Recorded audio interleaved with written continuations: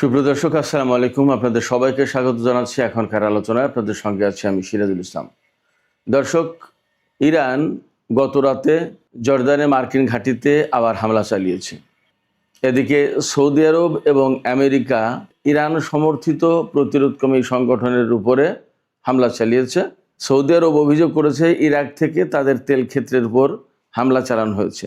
এদিকে ইয়েমেনিরা দাবি করেছে তারা সৌদি আরবের সবচেয়ে বড় তেল উৎপাদনকারী প্রতিষ্ঠান তাতে হামলা চালিয়েছে এবং এ কারণে সৌদি আরব ওই তেল ক্ষেত্র থেকে তেল উৎপাদন বন্ধ করে দিয়েছে, যার প্রেক্ষাপটে বিশ্বের তেল সরবরাহের উপর নতুন করে চাপ সৃষ্টি হবে বলে আশঙ্কা করা হচ্ছে।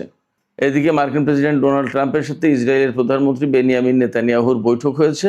বৈঠককে ফলপ্রসূ এবং ইতিবাচক বলেছে হোয়াইট হাউস। এদিকে ইরানের জন্য একটা সুখবর আছে, সেটি হচ্ছে যে ইরান নিজস্ব প্রযুক্তিতে অর্থাৎ একদম অভ্যন্তরীণভাবেই কার্গো বিমান তৈরি করেছে এবং সে কার্গো বিমান আগামী বছরের শুরুর দিকে সার্ভিসে যুক্ত হবে।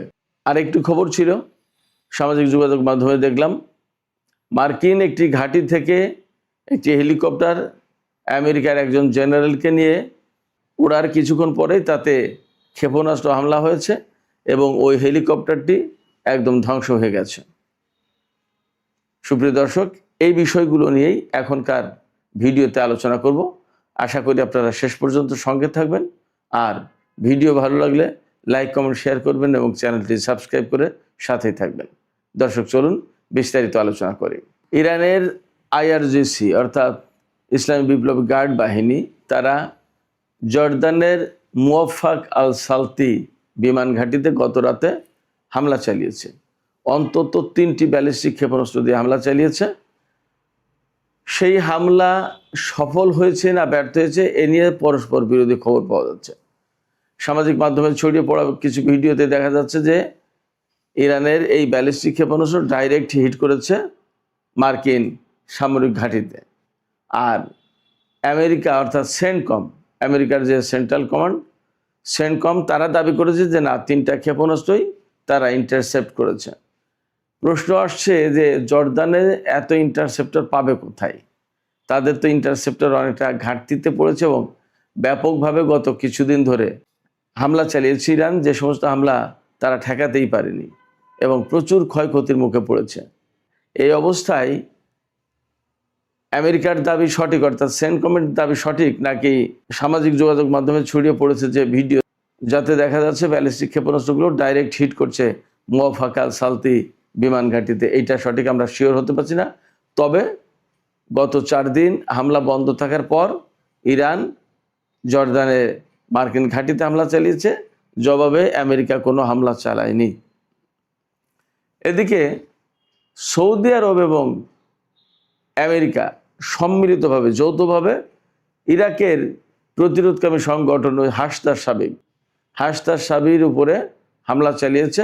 হাসদার সাবির কয়েকটা অবস্থানে সৌদি আরব বলছে যে এই ইরাক থেকেই অর্থাৎ ইরান সমর্থিত বা ইরানপন্থী এই প্রতিরোধকামী সংগঠনের পক্ষ থেকে সৌদি আরবের তেল স্থাপনায় রকেট হামলা চালিয়েছে। আর ইয়েমেন বলছে বা ইরাকের এই প্রতিরোধকামী সংগঠনগুলোও বলেছে যে তারা কোনো হামলা চালায়নি। ইয়েমেন বলছে যে তারা হামলা চালিয়েছে এবং তাদের হামলায় সৌদি আরবের ওই তেল স্থাপনা ব্যাপকভাবে ক্ষতিগ্রস্ত হয়েছে এবং তেল স্থাপনা থেকে তেল সরবরাহ বন্ধ রয়েছে। এই তেল স্থাপনা থেকে তেল উত্তোলন করে লোহিত সাগরে যে ইয়ানবু বন্দর আছে সৌদি আরবের, এই ইয়ানবু বন্দরে পাঠানো হতো তেল পাইপলাইনের মাধ্যমে। সৌদি আরবের পূর্বাঞ্চলীয় কাতি প্রদেশ বা আবকাইক অঞ্চল থেকে এই তেল উত্তোলন করে পাইপলাইনের মাধ্যমে দীর্ঘ পথ পাড়ি দিয়ে ইয়ানবু বন্দরে পৌঁছানো হতো। কিন্তু এই ইয়ানবু বন্দরে এখন আর তেল সরবরাহ করা যাচ্ছে না, কারণ মারাত্মকভাবে ক্ষতিগ্রস্ত হয়েছে এই তেল স্থাপনাটি। এটি হচ্ছে সৌদি আরবের সবচেয়ে বড় তেল উৎপাদনকারী স্থাপনা। সৌদি আরব এবং আমেরিকা হাসদার সাবির উপর হামলা চালিয়েছে। কী রকমের ক্ষয়ক্ষতি হয়েছে এটা বিস্তারিত আমি জানতে পারিনি, আশা করছি আমি জানতে পারলে আপনাদেরকেও জানানোর ব্যবস্থা করব। এই হাসদার সাবি এমন একটি সংগঠন যারা কিন্তু ইরাকে যে আইএসআইএসের উত্থান হয়েছিল, যে দায়েশ গোষ্ঠী, এই দায়েশ গোষ্ঠীর বিরুদ্ধে এরা কিন্তু প্রচণ্ডভাবে লড়াই করেছিল ইরানের কিছু সামরিক উপদেষ্টা ইরাকে ছিল। এই হাসনাত সাহেব আর ইরাকের সামরিক বাহিনী এরা যৌথভাবে মিলে আইএসআইএস দায়েশ গোষ্ঠীর বিরুদ্ধে অভিযান চালিয়েছিল এবং ইরাককে তারাই কিন্তু মুক্ত করেছে। এদিকে ইয়েমেন যেহেতু দাবি করছে, ইয়েমেনের হুতি সমর্থিত সামরিক বাহিনী তারা দাবি করছে যে তারাই সৌদি আরবের ওই তেল স্থাপনায় হামলা চালিয়েছে। তো সেক্ষেত্রে সৌদি আরবের সাথে ইয়েমেনের বর্তমানে যে সংঘর্ষ চলছে, এই সংঘর্ষ যে আরও বিস্তৃত হবে তারই আলামত পাওয়া যাচ্ছে মূলত এই হামলার ভেতর দিয়ে। আর ইয়ারমু বন্দরে যেহেতু এই তেল স্থাপনা তেল সরবরাহ বন্ধ করে দিল, সেক্ষেত্রে আন্তর্জাতিক বাজারে বা তেলের বাজারে একটা নেতিবাচক প্রভাব পড়বে আরও, সেটা মোটামুটি ধারণা করা যাচ্ছে বা আশঙ্কা করা যাচ্ছে। সম্ভবত এই তেল স্থাপনাটা থেকেই প্রতিদিন 5 লাখ ব্যারেল তেল উৎপাদন করা হতো একটা স্থাপনা থেকেই। দর্শক, বহু জল্পনা কল্পনা ছিল নেতানিয়াহুর আমেরিকা সফর এবং ডোনাল্ড ট্রাম্পের সাথে বৈঠকের ব্যাপারে। এরই মধ্যে বৈঠক হয়েছে নেতানিয়াহুর সাথে ট্রাম্পের, এবং ডোনাল্ড ট্রাম্পের পক্ষ থেকে দাবি করা হয়েছে এই বৈঠক ছিল ফলপ্রসূ এবং ইতিবাচক। তিনি তার ট্রুথ সোশ্যালে শেয়ার করা পোস্টে নেতানিয়াহুর সাথে বৈঠকের ছবি প্রকাশ করেছেন এবং সেখানে লিখেছেন যে বৈঠক ফলপ্রসূ এবং ইতিবাচক ছিল।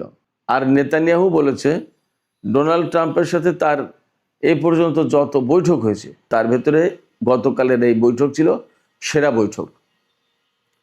ডোনাল্ড ট্রাম্প বলেছেন অনেক গুরুত্বপূর্ণ বিষয় নিয়ে আলোচনা হয়েছে। জানি না আমরা কী নিয়ে আলোচনা হয়েছে, সেটা এখনও প্রকাশ করা হয়নি। তবে অনেকেরই ধারণা তো এমন ছিল, বা আমরাও অনেকেই এভাবেই ভাবছিলাম যে ডোনাল্ড ট্রাম্পের সাথে নেতানিয়াহুর এই বৈঠক হবে এবং সেখানে নেতানিয়াহু ডোনাল্ড ট্রাম্পকে ইরানের বিরুদ্ধে চূড়ান্ত অভিযান বা চূড়ান্ত হামলার জন্য তিনি হয়তো চাপাচাপি করবেন বা উস্কানি দেবেন। জানি না কি হয়েছে, তবে ডোনাল্ড ট্রাম্প গতকাল যা বলেছিলেন, তিনি যদি তাতে স্থির থাকেন তাহলে হয়তো আমেরিকা ইরানের বিরুদ্ধে হামলায় আর জড়াবে না। গতকাল জর্দানে হামলা করার পর, ইরান যে হামলা করেছে তারপর আমেরিকা কিন্তু কোনো জবাব দেয়নি। আসলে আমরা একটু অপেক্ষা করি, পরিস্থিতি আসলে কোন দিকে যায় দেখি। এখনই চূড়ান্ত কথা বলা যাচ্ছে না। আরেকটি গুরুত্বপূর্ণ খবর আছে, এটা ইরানের জন্য সুখবর বটে। ইরান বেশ কিছুদিন মানে গত কয়েক বছর ধরে চেষ্টা করছিল কার্গো বিমান তৈরি করার নিজেরা অভ্যন্তরীণভাবে। এই কার্গো বিমান তারা তৈরি করে ফেলেছে এবং সেটা পরীক্ষা নিরীক্ষার একেবারে চূড়ান্ত পর্যায়ে রয়েছে। আশা করা হচ্ছে যে আগামী বছরের প্রথম দিকে এই বিমান সার্ভিসে যুক্ত হবে।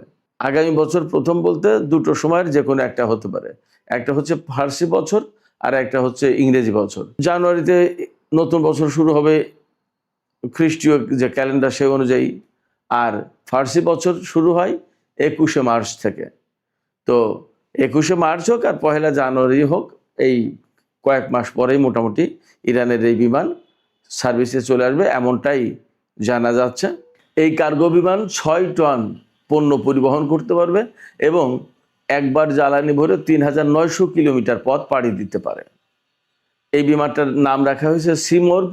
এই বিমানে ব্যবহার করা হয়েছে 2500 হর্স পাওয়ারের 2টি ইঞ্জিন। ইরানে এয়ার সাপোর্টের যে সীমাবদ্ধতা ছিল বা ঘাটতি ছিল, এই বিমান সার্ভিসে আসার পরে সেই ঘাটতি দূর হবে বলে আশা করা হচ্ছে। একক কোনো কোম্পানি এই বিমান তৈরি করেনি, ইরানের বেশ কয়েকটি কোম্পানি সম্মিলিতভাবে এই বিমান নির্মাণ করেছে। সবচেয়ে বড় ব্যাপার হচ্ছে বহু বছর ধরে, অর্থাৎ ইসলামী বিপ্লবের পর থেকেই ইরান কঠোর নিষেধাজ্ঞার মধ্যে রয়েছে। এই কঠোর নিষেধাজ্ঞার মধ্যে থাকার পরেও আমরা দেখতে পাচ্ছি ইরান এই যে বিমান খাত, বিভিন্ন খাতে যে বিরাট বিরাট সফলতা অর্জন করেছে, এটা কিন্তু ইরানের দৃঢ় মানসিকতার পরিচয়। এবং এই নতুন যে কার্গো বিমান যুক্ত হতে যাচ্ছে, এটি নিষেধাজ্ঞা উপেক্ষা করে, নিষেধাজ্ঞাকে অনেকটা ব্যর্থ করে দিয়ে ইরানের এই ডেভেলপমেন্ট, একথা বলতেই হবে। তো সুপ্রিয় দর্শক, এখনকার আলোচনা এখানে শেষ করতে চাইছি। আলোচনা শেষের আগে আপনাদের কাছে জানতে চাই, আপনাদের মতামত জানতে চাই, ইরান এই যে কার্গো বিমান তৈরি করলো এবং আরও বিভিন্ন ক্ষেত্রে তাদের উন্নতি অগ্রগতি দেখেছি আমরা। নিষেধাজ্ঞার ভেতরে থাকার পরেও এই যে উন্নতি, এটা কিভাবে সম্ভব হলো? এটা কি শুধুমাত্র তাদের দেশপ্রেম, ডিটারমিনেশন এটা, নাকি জ্ঞান বিজ্ঞানকে তারা ব্যাপকভাবে চর্চা করেছে তার কারণে তাদের পক্ষে এগুলো সম্ভব হলো?